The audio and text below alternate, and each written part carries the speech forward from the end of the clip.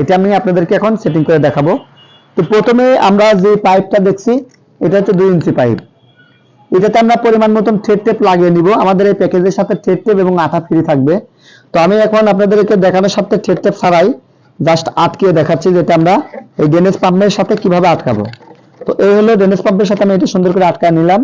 এরপরে এই যে একটা টি 2 ইঞ্চি টি, এটা আমি আটকায় নিব। অবশ্যই থ্রেড টেপ ব্যবহার করব যেন এটা সুন্দরভাবে টাইট নেয় এবং লুজ না করে। এরপরে আমি এই যে ভেঞ্চুরি সেটআপটি সেটিং করব। তো আমি ভেঞ্চুরির ডান সাইডটা সেটআপ করতেছি। আপনারা ডান বা বাম যে কোনো একটা আগে সেটআপ নিতে পারেন।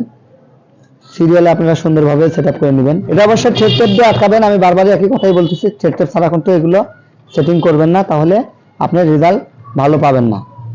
তো আমার অলরেডি এক সাইড আটকানো শেষ। এটা আপনারা পরিমাণ মতন টাইট দিয়ে নেবেন। আমি সেকেন্ড অপশনটি লাগাচ্ছি।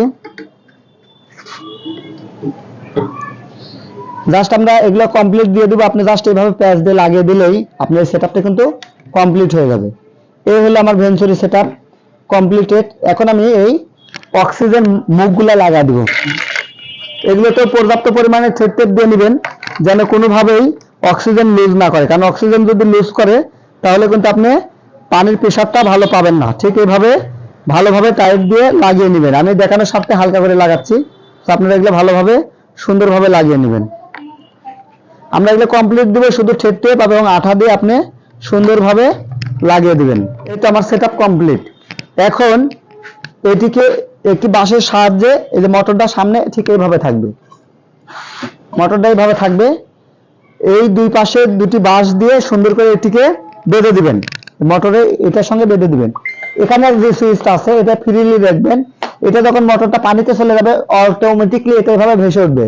এটা ভেসে এভাবে উঠলেই সুইচ চালু হয়ে যাবে। এটা একটা সুইচ, পানি থাকলে এটা চালু হবে। তাই এটা ইজিলি রাখবেন যাতে আপনি কখনো যদি মোটর খুলে শুকনাতে নেন মোটরটা যেন অটোমেটিকলি বন্ধ হয়ে যায়।